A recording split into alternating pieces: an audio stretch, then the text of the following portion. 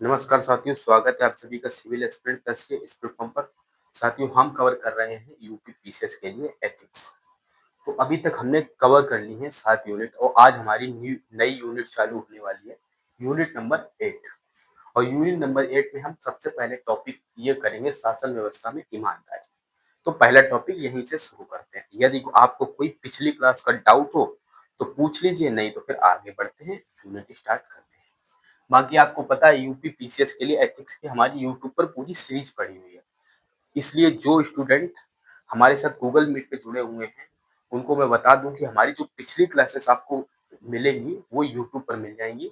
तो आप वहीं से जा करके बाकी का सिलेबस कवर करेंगे, ठीक है। और जिनको बाकी लाइव जुड़ते रहेंगे तो आपके डाउट अच्छे से सॉल्व होंगे। आपको कोई प्रॉब्लम होती है तो भी आप तुरंत बताइए, यहीं पर सोल्यूशन हो जाएगा। ये आपके लिए लाइव क्लास में जुड़ने का फायदा रहता है। लाइव क्लास में क्या होता है, टीचर और आपका इंटरेक्शन रहता है तो आपका इंटरेस्ट भी पढ़ाई में बहुत अच्छे से बनता है। दूसरी बात, लाइव क्लास के फायदे क्या है।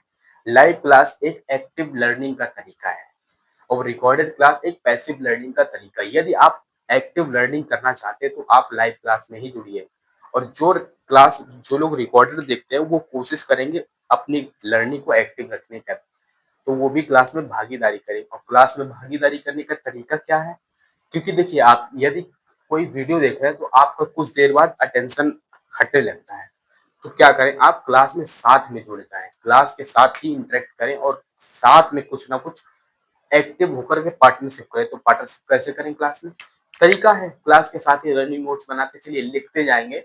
तो क्लास में इन्वॉल्वमेंट रहेगी तो आपका ध्यान कहीं भटकेगा नहीं। तो इसलिए मेरा तरीका यही है कि मैं आपको लिखवाता हुआ चलता हूँ और समझाता हुआ चलता हूँ। जहां पर आपको कोई डाउट हो तो वहीं पर क्लियर कर दिया जाता है। इस तरीके से कवर किया जाता है, ठीक है। तो शासन व्यवस्था में ईमानदारी, ये हमारा टॉपिक है। डाउट हो तो पूछिए, 1 मिनट का आपके पास टाइम है, तो शुरू करते हैं। Role of PYQ, okay. Role of PYQ आप, तो मेरे क्वेश्चन है, आप उसका आंसर दीजिएगा, आपको पता चल जाएगा।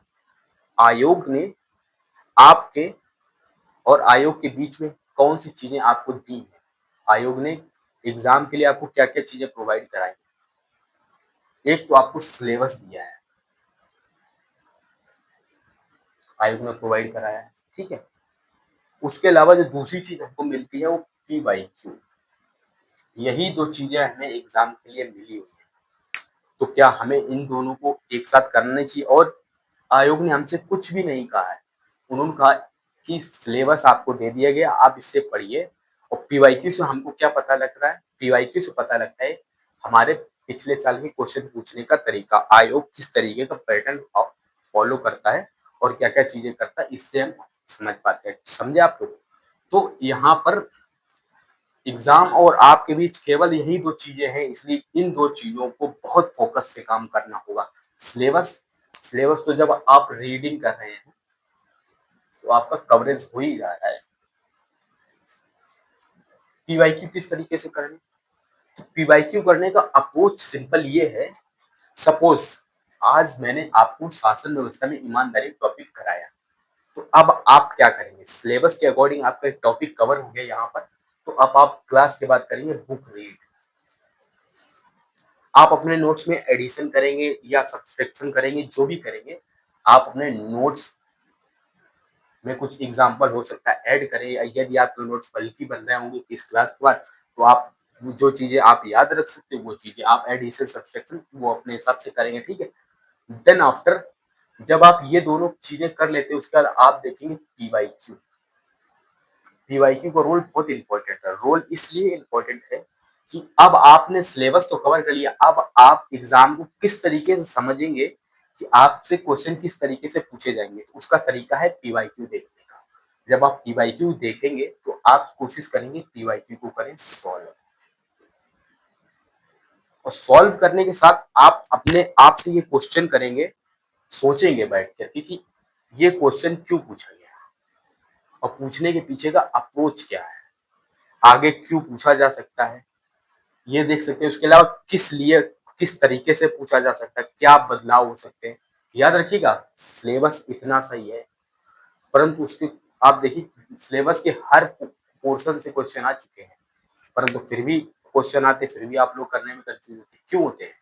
क्योंकि शब्दावली का चेंजमेंट हो जाता है, इसलिए टर्मिनोलॉजी भी इम्पोर्टेंट है, उसको भी बहुत अच्छे से देखते हुए चलेंगे। इसलिए बुक रीडिंग तो बहुत ही इम्पोर्टेंट है ही।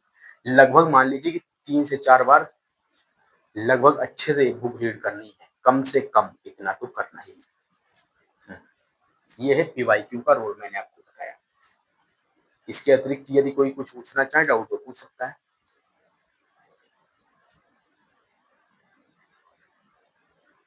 पिछली क्लास यूट्यूब पर मिलेगी आप, सिविल एस्पिरेंट प्लस चैनल मैं बताता तो हूँ, जब भी हम लोग क्लास स्टार्ट करते तो एक बार मैं ये जो इंट्रोडक्शन देता हूँ, स्वागत है आप सभी का सिविल एस्पिरेंट के प्लेटफॉर्म पर। उसका कारण यही है कि सिविल एस्पिरेंट प्लस का प्लेटफॉर्म यूट्यूब पर भी मौजूद है, और यूट्यूब पर आपको टेलीग्राम का लिंक भी मिल जाएगा, आप उसको ज्वाइन कर लीजिएगा। हालांकि आप लोग ज्वाइन तो करते वरते नहीं है, बताना मेरा धर्म है, बाकी करना ना करना वो आप पर लागू नहीं है। तो फिर बढ़े, शुरू करें क्लास आज की। अच्छा, हम्म,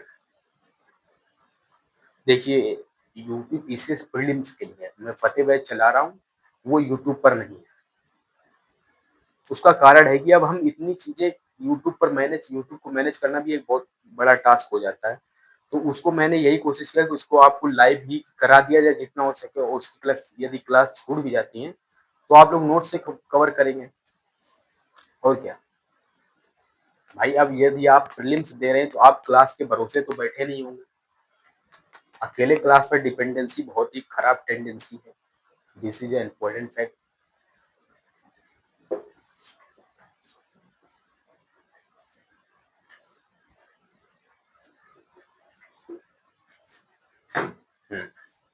शुरू करें, तो शुरू करते हैं महात्मा गांधी के कोट से। तो शासन गांधी के अनुसार, शासन गांधी के अनुसार, शासन गांधी के अनुसार, तो साध्य व साधन की पवित्रता पर बल। गांधी के अनुसार साधन और साध्य, साधन व साध्य, साधन व साध्य की पवित्रता, साधन व साध्य की पवित्रता पर बल। गांधी के अनुसार ये है शासन की पवित्रता, साधन और साध्य दोनों की पवित्रता लिख लीजिए इस तरीके से, दोनों की पवित्रता पर बल, साधन व साध्य दोनों की पवित्रता पर बल, इस तरीके से काम करते हैं। ठीक, वहीं अब शासन की एक डेफिनेशन बढ़िया से लिख लेते हैं। ठीक है, तो शासन व्यवस्था में ईमानदारी, ये हमारी यूनिट है, तो इसकी एक अच्छी सी हेडिंग लिखवा बना, हेडिंग कह रहा हूँ, एक अच्छी सी डेफिनेशन बना लेते हैं। लिखिए, शासन व्यवस्था में ईमानदारी, शासन व्यवस्था में ईमानदारी, शासन व्यवस्था में ईमानदारी से तात्पर्य संवैधानिक मूल्यों, संवैधानिक मूल्यों, शासन व्यवस्था में ईमानदारी से तात्पर्य संवैधानिक मूल्यों, नियमों कानूनों, संवैधानिक मूल्यों नियमों कानूनों के अनुसार, के अनुसार तटस्थता, नियमों कानूनों के अनुसार तटस्थता, पारदर्शिता व जवाबदेहिता, पारदर्शिता व जवाबदेहिता,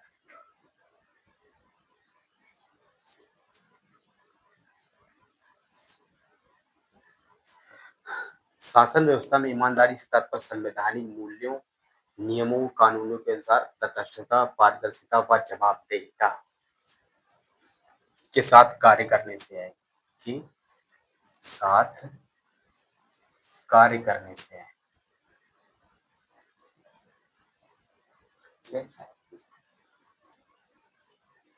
ये तो हमारी हो गई छोटी सी डेफिनेशन, और ये बड़ी आसान है, आप आसानी से याद कर सकते हैं इसको। याद समझ गए तो आप याद रखिए, आपको रटना नहीं समझना है चीजों को। यदि समझ जाएंगे तो आप अच्छे से एक्सप्लेन कहीं भी कर सकते हैं। यदि आप रटते हैं तो आप चीजों को एक्सप्लेन नहीं कर पाएंगे। हाँ, तो शासन व्यवस्था में ईमानदारी की डेफिनेशन, बाकी एक डायग्राम बनवा देते हैं, उसमें अच्छे से एक्सप्लेन कर देते हैं, ठीक है। और डायग्राम ये यूज करना है आपको एग्जाम में। ये मैं जितनी डायग्राम बनाता हूँ ये सब आप एग्जाम में यूज कर सकते हैं, इससे आपको रिवार्ड ही मिलने वाला है। आपका कम कंटेंट में ज्यादा चीजें एक्सप्लेन कर सकते हैं, तो उसका तरीका है डायग्राम। शासन व्यवस्था में ईमानदारी, शासन व्यवस्था में ईमानदारी।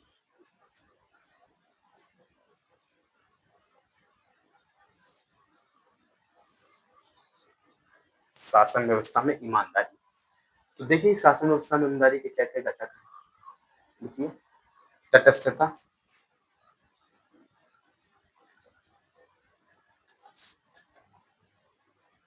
तटस्थता, जवाबदेहिता,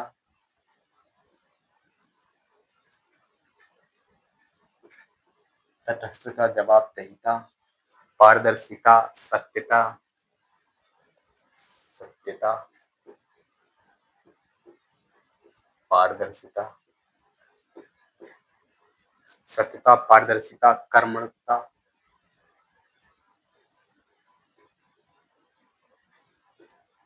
कर्मठता, गोपनीयता,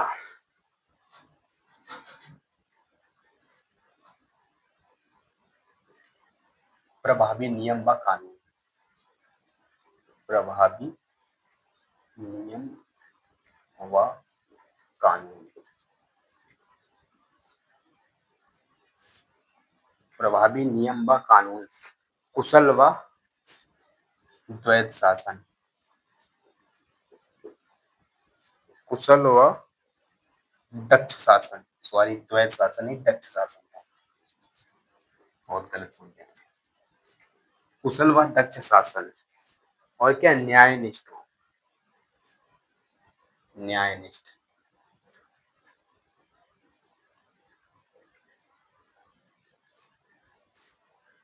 और सत्यनिष्ठा। ये सब शासन में ईमानदारी के घटक हैं, सत्यनिष्ठा। तो ये डायग्राम यदि आप बनाते तो पूरी ज्यादा से ज्यादा डिटेल आपने इसी डायग्राम, एक डायग्राम में दे दिया। बहुत अच्छा तरीका है ये, ठीक है। तो अब देखते हैं लोक सेवा की अवधारणा क्या है। ये लिख लिया ना, ठीक है, मैं क्लियर करता हूँ।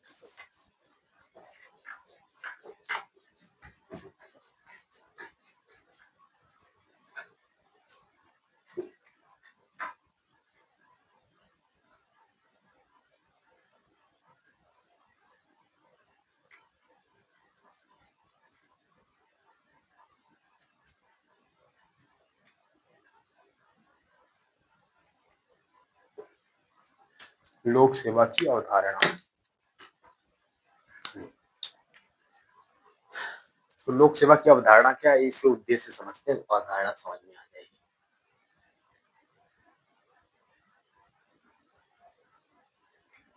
उद्देश्य समझिए, सरकार की योजनाओं के व कार्यक्रमों को व्यवहारिक रूप प्रदान करना। सरकार की योजनाओं, सरकार की योजनाओं व कार्यक्रमों को, व कार्यक्रमों को व्यवहारिक रूप प्रदान करना।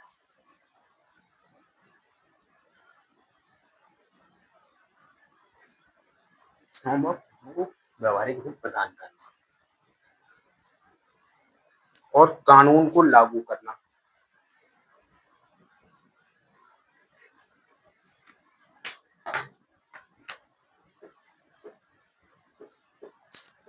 कानून को लागू करना।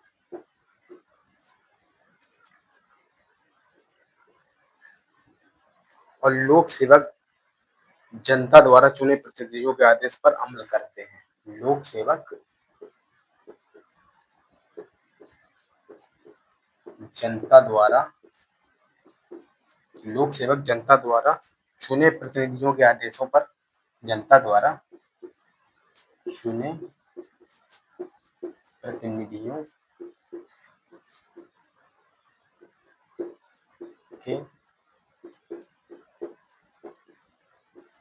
के आदेशों पर लोक सेवक जनता द्वारा चुने गए प्रतिनिधियों के आदेशों पर अमल करते हैं व नीति निर्माण में सलाह देते हैं। अमल करते हैं व नीति निर्माण में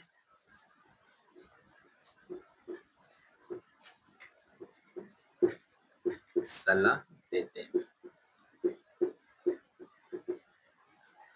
ठीक है, ये लोक सेवा की अवधारणा के बारे में बता रहा हूँ। लोक सेवा क्या है? सरकारी कार्यक्रमों का व्यवहारिक रूप प्रदान करना। और क्या? कानून को लागू कराना। लोक सेवक जनता द्वारा चुने गए प्रतिनिधियों के आदेशों पर अमल करते हैं व नीति निर्माण में सलाह देते हैं।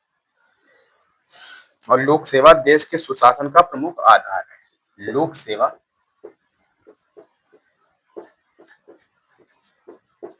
देश के सुशासन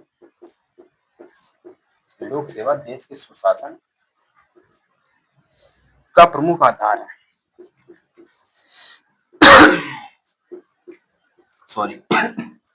प्रमुख आधार है। लोक सेवा देश के सुशासन का प्रमुख आधार है और वंचित वर्गों के संसाधनों का वितरण। वंचित वर्गों को संसाधनों का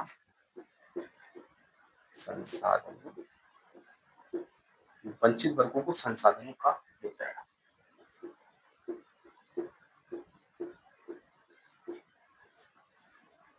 ये हो गया लोक सेवा की अवधारणा। अब सरकार या शासन लोक सेवा के मध्य संबंध। सरकार और लोक सेवा के मध्य संबंध, इसको देखते हैं। सरकार व लोक सेवा के मध्य संबंध, ये लिख लिया ना? हाँ, ठीक है।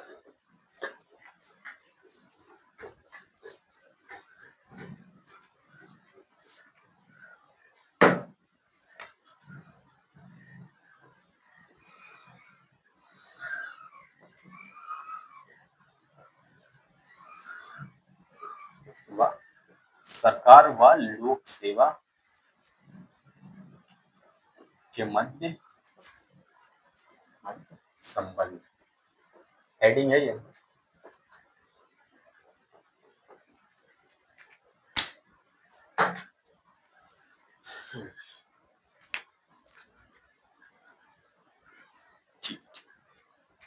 लिखिए, सरकार के कार्यक्रमों का क्रियान्वयन, सरकार के कार्यों का क्रियान्वयन, सरकार के कार्यों का क्रियान्वयन सूचना संकलन व मूल्यांकन के लिए, सूचना संकलन व मूल्यांकन के लिए, सूचना संकलन व मूल्यांकन के लिए लोक सेवा हमेशा ही सरकार का महत्वपूर्ण अंग रही है। लोक सेवा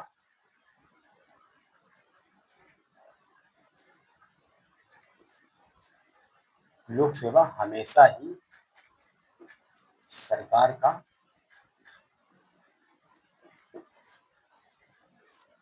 महत्वपूर्ण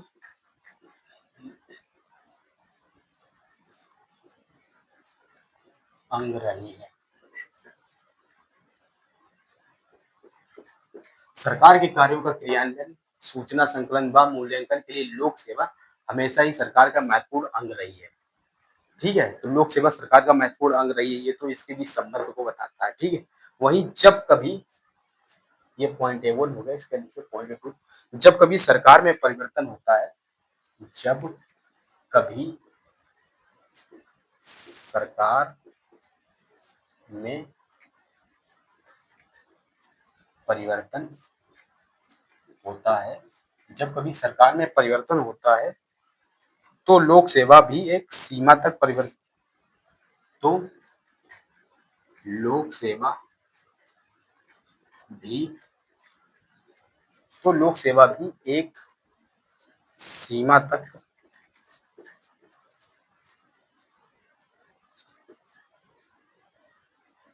तो लोक सेवा में एक सीमा तक परिवर्तन होता है। ये बात तो सही है। देखिए, मुख्य सचिव का पद, मुख्य सचिव बदल जाता है, सरकार में डीजीपी बदल जाता है और बहुत चीजें बदल जाती है। लोक सेवकों की लगभग जिम्मेदारी बदल जाती है, सरकारें बदलती हैं, तो आप देखिए प्रशासन का पूरा हो सकता है, किसी जिले का पूरा प्रशासन बदल जाए, राज्य का प्रशासन, लगभग चीजें इधर उधर ट्रांसफर हो जाती, चीजें बदलती हैं। ये बात तो सही है। जब कभी सरकार में परिवर्तन होता तो लोक सेवा में एक सीमा तक परिवर्तन हो जाता है, क्योंकि देखिए जो भी लोक सेवा होती है अक्सर देखा जाता है कि वो सरकार के प्रति दक्ष रहती है, सरकार के प्रति कार्य करने का कोशिश करती है, जो भी होती है। लेकिन लोक सेवक सरकार के लक्ष्यों की प्राप्ति हेतु महत्वपूर्ण माध्यम है। लोक सेवक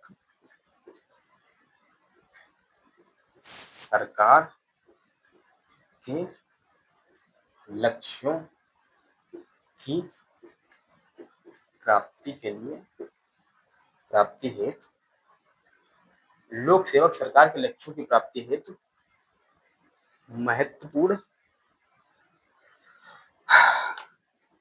महत्वपूर्ण है। लोक सेवक सरकार के लक्ष्यों की प्राप्ति हेतु महत्वपूर्ण कारक है, महत्वपूर्ण माध्यम है।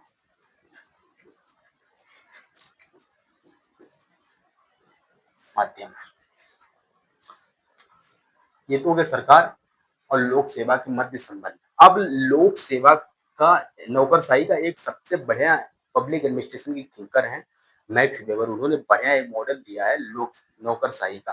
तो उनकी संकल्पना देखते थे नौकरशाही किस तरीके की होनी चाहिए। तो लिखिए, लिखवा देता हूँ डायरेक्टली। मैक्स वेबर के अनुसार, बोर्ड पर क्लियर कर देते हैं।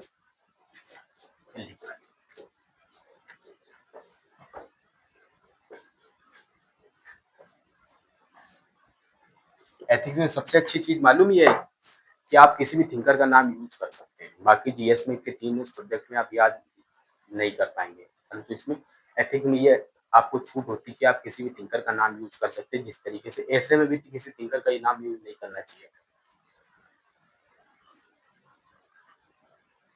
मैक्स वेबर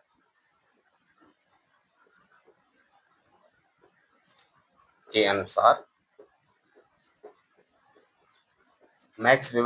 लोक सेवा व नौकरशाही की संकल्पना, लोक सेवा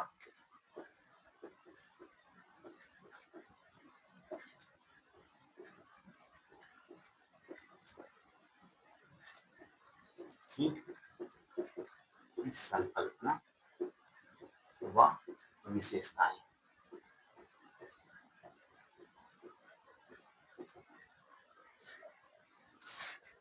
तो इनकी जो संकल्पना है वो विशेषताएं है, वो विशेषताएं मैं आपको लिख पाता हूँ डायरेक्ट। ले लिखिए। एक तो उन्होंने बताया कि पद सोपान,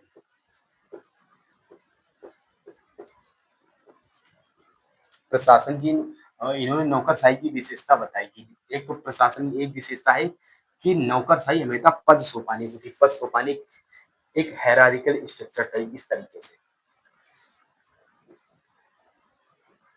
यहाँ पर निम्न अधिकारी, उसके उच्चस्थ उच्चस्थ उच्चस्थ।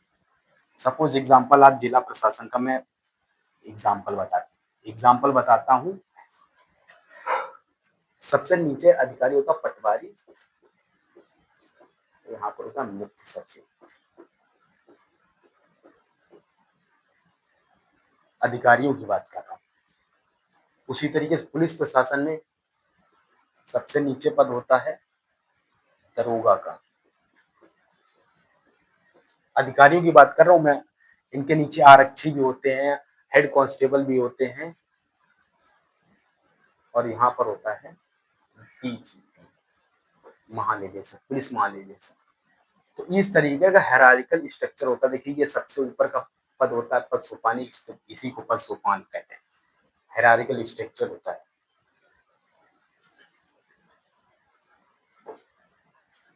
ठीक है। और यहाँ पर डिवीजन ऑफ वर्क, कार्यों का विभाजन होता है, कार्यों का विभाजन। नौकरशाही में कार्यों का विभाजन होता है, बिल्कुल स्पष्ट विभाजन होता है। पटवारी को केवल जो काम अलॉट किए गए वही काम करेगा, अन्य कार्य वो नहीं कर सकता है। कार्यों का स्पष्ट विभाजन होता है, तो कार्यों का विभाजन होता है। विशेषीकरण, विशेषीकरण, स्पेशलाइजेशन भी एक फीचर है नौकरशाही का। स्पेशलाइजेशन, सपोज एग्जांपल कि यदि कोई व्यक्ति को एनिमल हस्बेंड्री डिपार्टमेंट दिया गया तो वो उसी डिपार्टमेंट में काम करेगा। सपोज एग्जांपल, इंडिया की जो सिविल, भारतीय सिविल सेवा है वो जनरल है, सामान्य सिविल सेवा है, जबकि अमेरिकी सिविल सेवा, मैं आपको उदाहरण बता रहा हूँ, आप कंफ्यूज मत होइएगा। तो भारत में क्या होता है, सामान्य सिविल सेवा होती है, जनरलाइज सिविल सर्विस होती है, जबकि अमेरिका में क्या होता है, स्पेशलाइज सिविल सर्विसेज होती है। स्पेशलाइज इन सेंस, ऐसे समझिए कि यदि किसी व्यक्ति को कृषि विभाग में कुछ कार्य दिया गया तो उसको कृषि का एक्सपर्ट होना चाहिए। इंडिया में क्या ऐसा कोई एक्सपर्टीज नहीं। आईएएस कृषि विभाग में भी जा सकता है, पुलिस पुलिस विभाग का जो मार्गदर्शक बनता है, यूपीएससी सिलेक्शन वाला, वो चेयरमैन बनते हैं। कई अलग अलग विभाग, जैसे मान लीजिए कोल डिपार्टमेंट में, तो उनका कोई कोल का स्पेशलाइजेशन नहीं चाहिए उनको, समझ रहे ना। तो भारतीय सिविल सामान्य की होती है, परंतु विशेषीकरण ये नौकरशाही का एक उदाहरण है, ठीक है। यदि कोई कंफ्यूजन हो तो इन एग्जाम्पल को याद मत रखिएगा, ये तो मैं आपको समझाने के लिए बता रहा हूँ। देखिए, कंफ्यूजन आ भी गया। पद सोपान, पद सोपान मैंने बताया ना कि निम्न से उच्च की ओर। पद सोपान का मतलब ही होता है, ये देखिए यहाँ पर अधिकारी की संख्या ज्यादा होगी, निम्न, उच्च में सबसे कम होगी, और यहाँ शक्ति अधिक होगी, और यहाँ शक्ति सीमित होगी।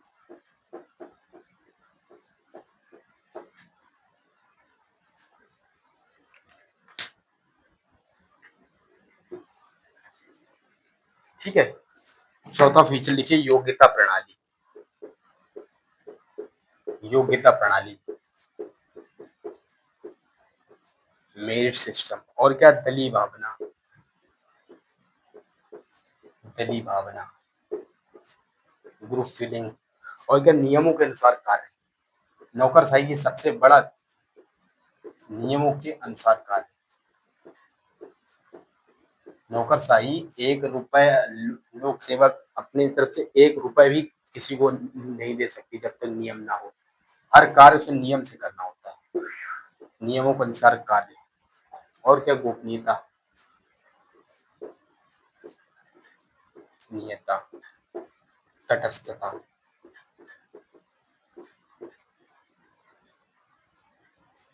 ये फीचर इन्होंने बताए नौकरशाही के, ठीक है। मैक्स वेबर को आप यूज कीजिएगा।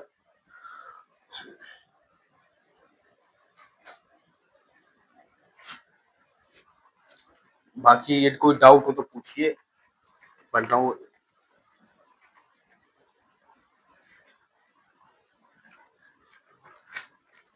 नहीं तो लोग, ये जो है अपना टॉपिक, शासन व्यवस्था में ईमानदारी, इसमें इतना ही रहना कंटेंट।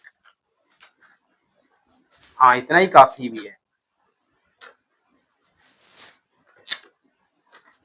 एक एक करके टॉपिक उठाते तो ऐसा करते कि सरल टॉपिक ही उठा लेते। दूसरा टॉपिक उठा लेते हैं, लोक विधि का, लोक निधि का उपयोग, पब्लिक फंड का यूज।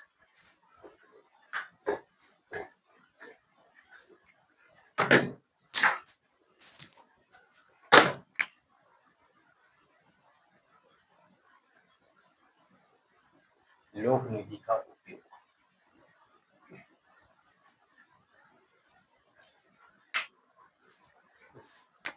तो लोक निधि का उपयोग किस तरीके से होना चाहिए, उसकी उपयोग से संबंधित समस्याएं क्या हैं और निगरानी तंत्र, ये 3 चीजें हमें जाननी है इसमें।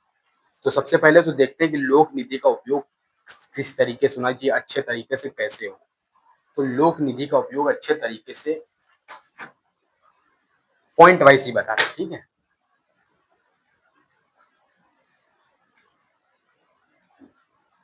तो लोक निधि का उपयोग सतत व समावेशी विकास के रूप में होना चाहिए। सतत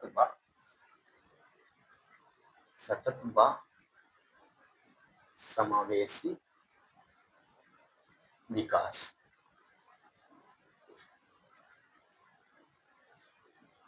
सतत व समावेशी विकास और क्या, असमानता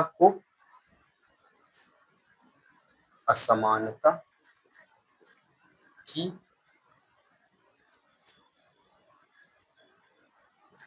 की खाई कम करना, असमानता की खाई कम करना, असमानता की खाई कम करना। ओके, संसाधनों का विकेंद्रीकरण, संसाधनों का विकेंद्रीकरण,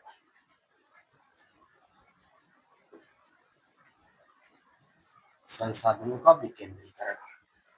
कल्याणकारी योजनाएं, कल्याणकारी योजनाएं।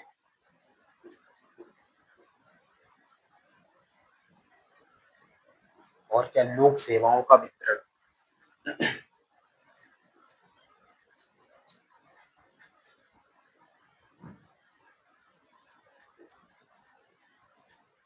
लोक सेवाओं का वितरण और संसाधनों का दक्ष उपयोग, संसाधनों का दक्ष उपयोग,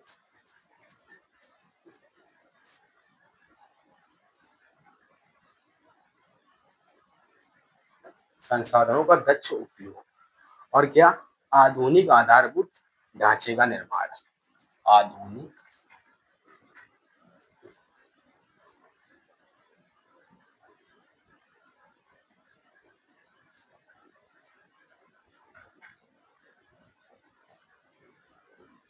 आधुनिक आधारभूत ढांचे का निर्माण। तो लोक निधि का उपयोग किस तरीके से होना चाहिए, लोक निधि का उपयोग होना चाहिए सतत व समावेशी विकास के रूप में हो, असमानता की खाई को कम करना हो, संसाधनों का विकेंद्रीकरण, कल्याणकारी योजनाएं, लोक सेवाओं का वितरण, संसाधनों का दक्ष उपयोग के रूप में होना चाहिए और आधुनिक आधारभूत ढांचे का निर्माण इस रूप में होना चाहिए, ठीक है। अब देखें लोक निधि से संबंधित समस्याएं क्या है, फिर उसके निगरानी तंत्र को देखेंगे।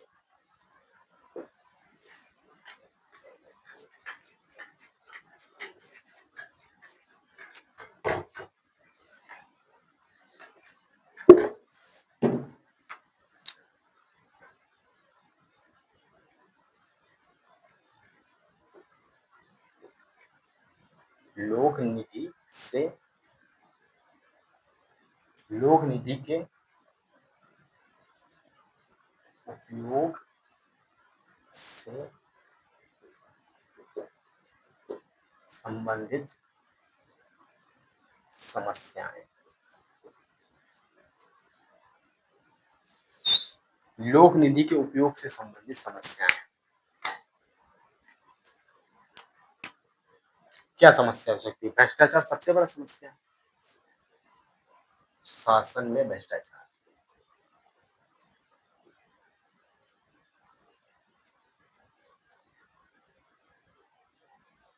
शासन में भ्रष्टाचार, निगरानी व पारदर्शिता की समस्याएं, निगरानी व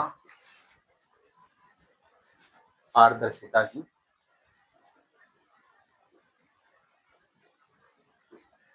समस्याएं, निगरानी व पारदर्शिता की समस्याएं। और क्या राजनीतिक दलों व प्रशासन में गठजोड़, राजनीतिक दलों राजनीतिक दलों व प्रशासन में गठजोड़, राजनीतिक दलों व प्रशासन में गठजोड़। ठीक है। और क्या क्रोनी पूंजीवाद, क्रोनी पूंजीवाद, क्रोनी पूंजीवाद। और क्या policy paralysis, policy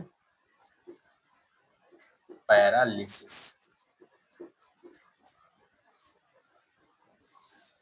policy paralysis. और नौकरशाही अभिवृत्ति, यानी कि लाल फीताशाही, नौकरशाही अभिवृत्ति, नौकरशाही अभिवृत्ति, लाल फीताशाही।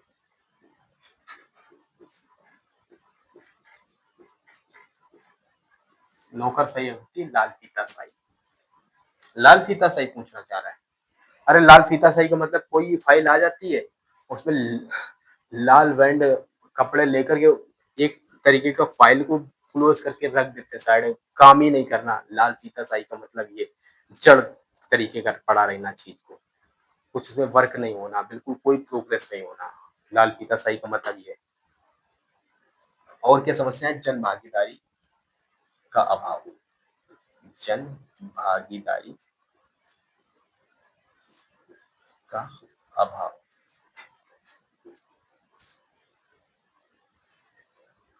जन भागीदारी का अभाव। और क्या सिटीजन चार्टर, सोशल ऑडिट के क्रियान्वयन का अभाव, citizen charter, citizen charter, social audit के क्रियान्वयन का अभाव।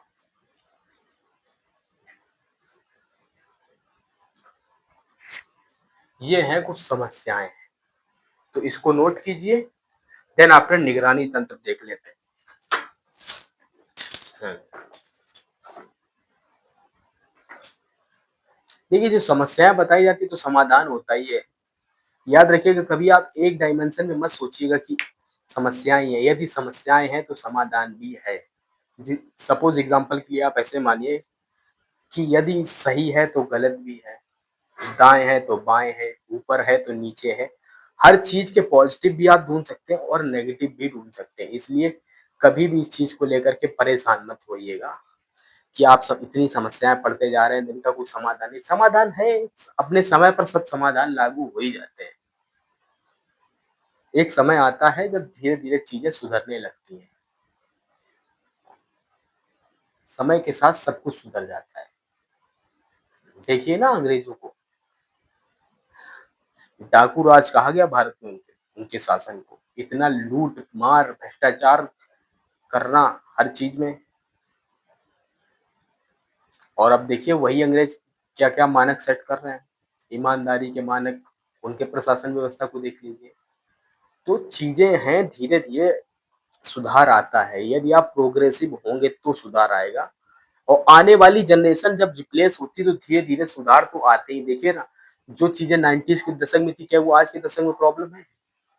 आप बताइए कि आप 2000 से दो मतलब पहले यदि आप पूछिए किसी से, अपने बुजुर्ग से, यदि आप एक अकाउंट खुलवाने जाते थे तो बाबू किस तरीके से बात करता था बैंक के। और आज देखिए कहाँ पर आ गई, आज कस्टमर सेंट्रिक अप्रोच आ गया ना।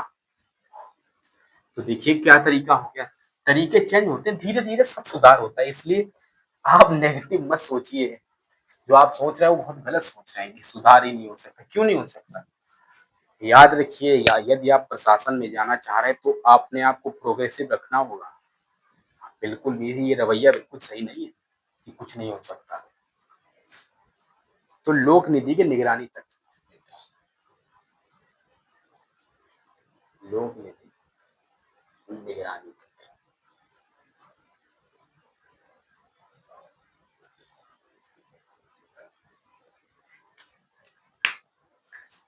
निगरानी तंत्र में एक तो सरकारी बजट, सरकारी बजट सबसे बढ़िया तरीका है। अच्छा, आप पूछ रहे कि सरकारी बजट से कैसे कंट्रोल करते हैं? शायद आपको पता नहीं है। एक विभाग, जैसे सपोज ये एक विभाग है, यदि ये 1 रुपए भी खर्च कर रहा है तो सरकारी अनुमोदन की जरूरत पड़ेगी। सरकारी अनुमोदन किस तरीके से मिलेगा? बजट से। समझ रहे ना? संसद कंट्रोल करती है इनके मनी को। जब तक बजट में इनके विभाग का पैसा नहीं शामिल किया जाएगा तब तक इनको पैसा नहीं मिलेगा विभाग चलाने का, अधिकारियों की तनख्वाह नहीं मिलेगी। सरकार पैसे को पूरी तरीके से कंट्रोल करती है। एक क्वेश्चन बन सकता है आपके पॉलिटिकल पॉलिटी में भी बन सकता है, ऐसी बात नहीं पॉलिटी में, कि सरकार विधायिका विधायिका कार्यपालिका पर किस तरीके से नियंत्रण करती है? उसके तरीके बजट के माध्यम से, क्वेश्चन हावर्स के माध्यम से और डिस्कशन के माध्यम से, तरीके हैं अपने अपने। हाँ, अच्छा आपको पता नहीं, समझ नहीं पाए होंगे। देखिए धीरे धीरे चीजें कनेक्ट कीजिए। स्टार्टिंग पॉइंट है इसलिए हो सकता है कंफ्यूजन हो, पर रीडिंग हैबिट के साथ साथ समझ जाएंगे धीरे धीरे। सरकारी बजट और क्या, सरकारी खाता, सरकारी खाता। तो सरकारी खाता किस तरीके से, जैसे मान लीजिए संचित निधि, संचित निधि, आकस्मिक निधि, आकस्मिक निधि, संचित निधि, आकस्मिक निधि, और भी तरीके, लोक लेखा निधि, लोक लेखा निधि, संचित निधि, आकस्मिक निधि, लोक लेखन निधि, और भी तरीके सीएजी के माध्यम से। सीएजी क्या करता है? सीएजी भी तो ऑडिटिंग करता है ना, सरकारी खातों की, विभागों के खातों की, इनकी कहाँ पर मनी का यूज हुआ, फेयर यूज हुआ कि नहीं हुआ। सीएजी का काम ये है कि रिपोर्ट तैयार करना, और राष्ट्रपति सीएजी की रिपोर्ट को संसद में पेश कराते हैं। और तरीके हैं सामाजिक आंकेक्षण,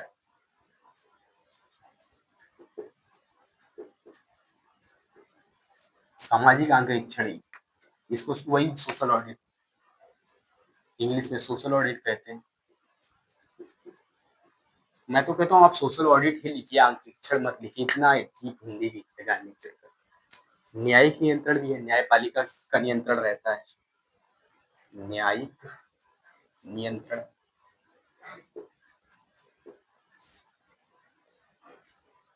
न्यायिक नियंत्रण में लोकपाल, लोकायुक्त, लोकपाल, लोकायुक्त, लोकायुक्त,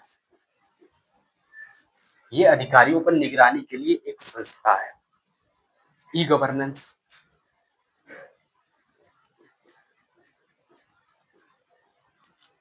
लगभग शासन को डिजिटलाइज कर देना ई गवर्नेंस के माध्यम से, जिससे कि पब्लिक तक आसानी से शासन जुड़ सके। तो ई गवर्नेंस का तरीका, आरटीआई, सूचना का अधिकार, राइट टू इंफॉर्मेशन, इसके माध्यम से भी जनता अब सरकार से हिसाब मांग सकती है, मेरा कार्य कहाँ तक पहुंचा, सरकारी काम के बारे में डाटा, और मांग सकती है कि क्या हुआ, हमारा कार्य कहाँ तक हुआ। तो ये तो है निगरानी तंत्र। तो मेरे सामने इस टॉपिक में तो इतना ही करना चाहिए आपको। बाकी अब मैं एक कोई और टॉपिक करा देता हूँ आपको, जिससे कि हाँ, देखते हैं कौन सा शॉर्ट है, शॉर्ट करा देते हैं, बाकी बड़ा टॉपिक कल उठाएंगे। या तो दो टॉपिक है, या तो सिटीजन चार्टर करा लीजिए या कार्य संस्कृति करा लीजिए, बताइए कौन सा कराऊं। ये आपका चॉइस है, आप जो भी चुनेंगे इनमें से वो मैं एक टॉपिक आपको करा दूंगा। हाँ, और नहीं तो बताइए आज की क्लास यहीं तक रखते हैं, ये भी ऑप्शन है।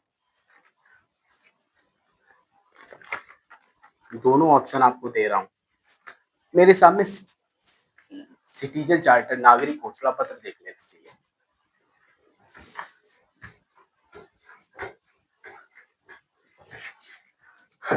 लिखिए नागरिक घोषणा पत्र, नागरिक घोषणा पत्र।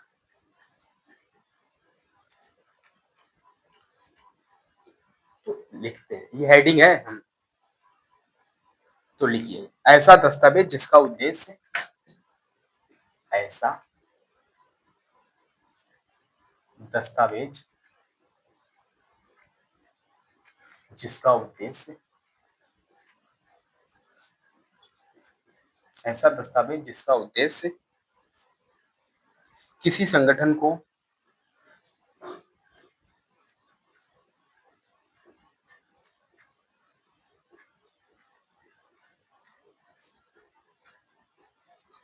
ऐसा दस्तावेज जिसका उद्देश्य किसी संगठन को पारदर्शिता, जवाबदेह व नागरिक अनुकूल बनाना है। पारदर्शिता, जवाबदेह व नागरिक अनुकूल बनाना है। ऐसा दस्तावेज जिसका उद्देश्य किसी संगठन को पारदर्शिता, जवाबदेह व नागरिक अनुकूल बनाना है और वैश्विक स्तर पर सर्वप्रथम, लिखिए इसका याद में लिख लीजिए, वैश्विक स्तर पर सर्वप्रथम, वैश्विक स्तर पर सर्वप्रथम यूके ने 1991 में, यूनाइटेड किंगडम ने 1991 में जॉन मेयर सरकार द्वारा प्रथम प्रयास, 1991 में जॉन मेयर सरकार द्वारा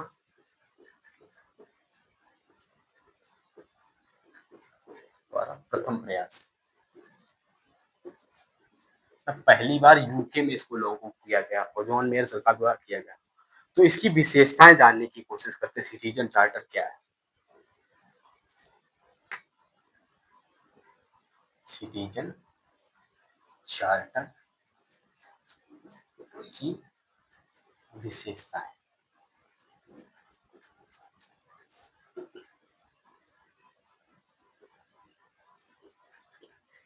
सिटीजन चार्टर की विशेषताएं, एक तो पहली बात ये लिखित दस्तावेज है, एक लिखित दस्तावेज है, एक लिखित दस्तावेज, एक लिखित दस्तावेज है। और क्या ये संगठन की सेवाओं को सुनिश्चित गारंटी, संगठन की सेवाओं की सुनिश्चित जानकारी, संगठन की सेवाओं की, संगठन की सेवाओं की सुनिश्चित गारंटी, सुनिश्चित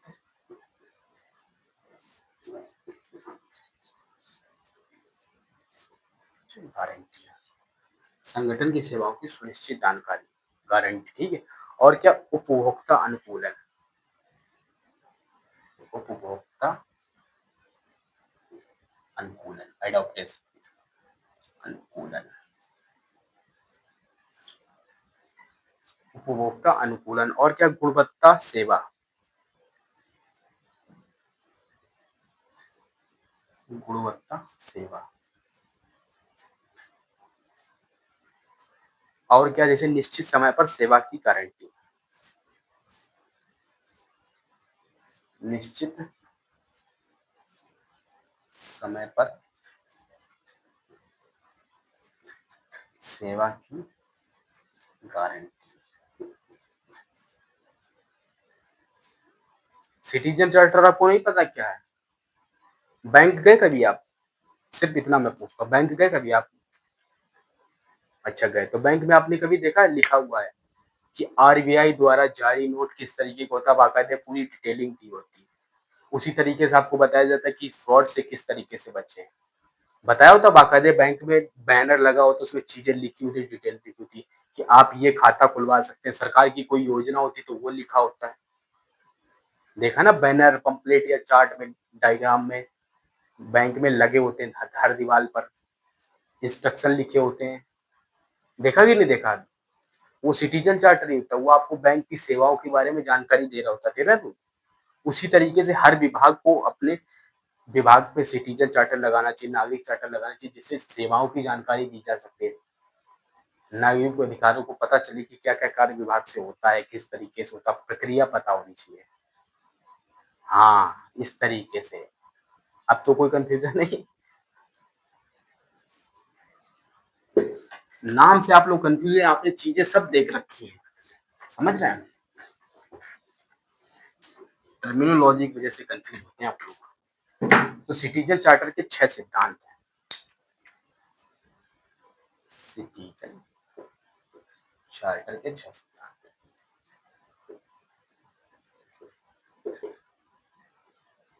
सिद्धांत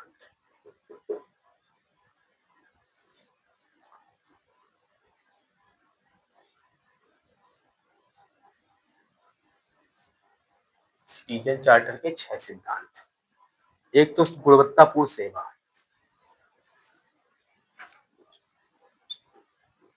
गुणवत्तापूर्ण सेवा, ठीक। गुणवत्तापूर्ण सेवा और क्या? सेवाओं का विकल्प।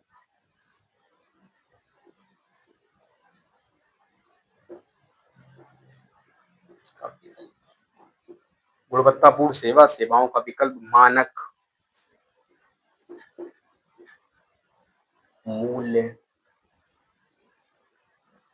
मानक मूल्य, जवाबदेही और पारदर्शिता।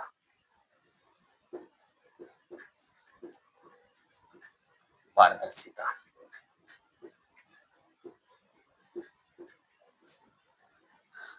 ये हो गए 6 सिद्धांत।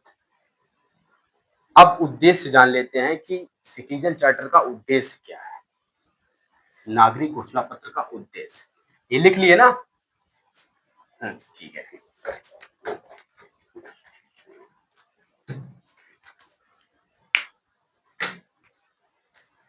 नागरिक घोषणा पत्र के उद्देश्य।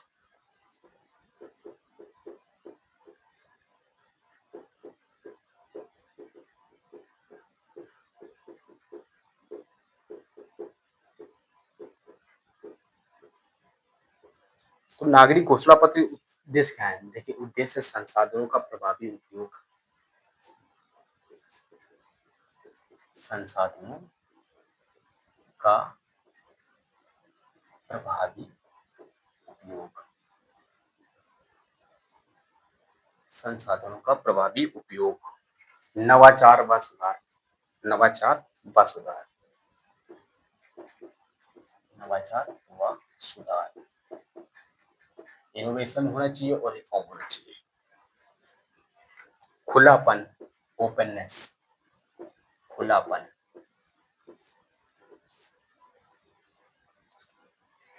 और नागरिकों की भागीदारी, नागरिकों की भागीदारी, परामर्श व भागीदारी, नागरिकों को परामर्श दिया जाए व भागीदारी, परामर्श व भागीदारी। और क्या? उचित व्यवहार,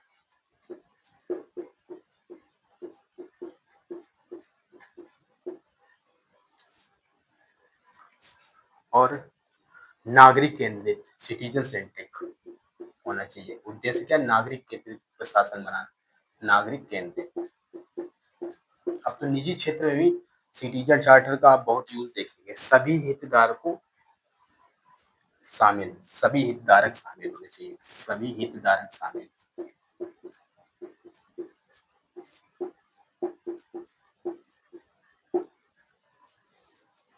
सार्वजनिक वक्तव्य,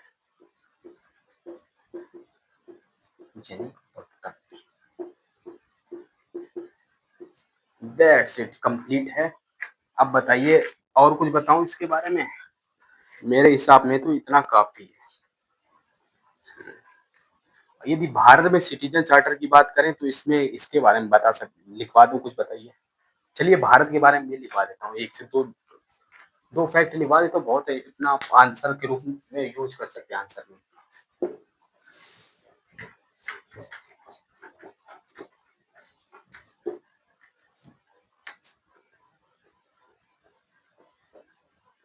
भारत में सिटीजन चार्टर की शुरुआत कैसे हुई भारत में?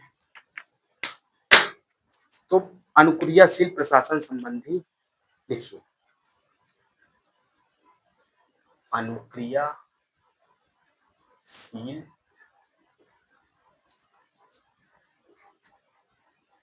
प्रशासन संबंधी,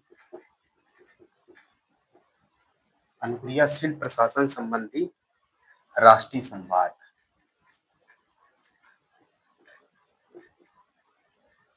अनुक्रियाशील प्रशासन संबंधी राष्ट्रीय संवाद, action plan for effective, action plan for effective, action plan for effective and responsive government, and responsive government, हाँ गवर्नमेंट की गवर्नमेंट,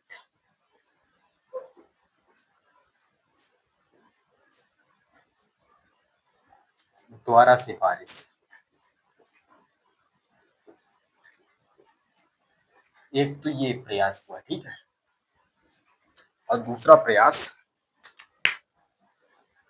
है वो है 1997 में, 1997 में मुख्यमंत्रियों मुख्यमंत्रियों का सम्मेलन, मुख्यमंत्रियों का सम्मेलन द्वारा, मुख्यमंत्रियों के सम्मेलन द्वारा राष्ट्र व राज्य, मुख्यमंत्रियों के सम्मेलन द्वारा राष्ट्र व राज्य स्तर पर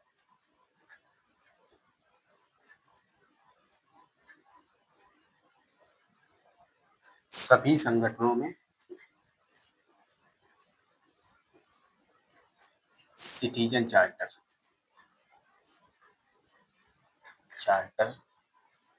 अपनाने की बात की गई।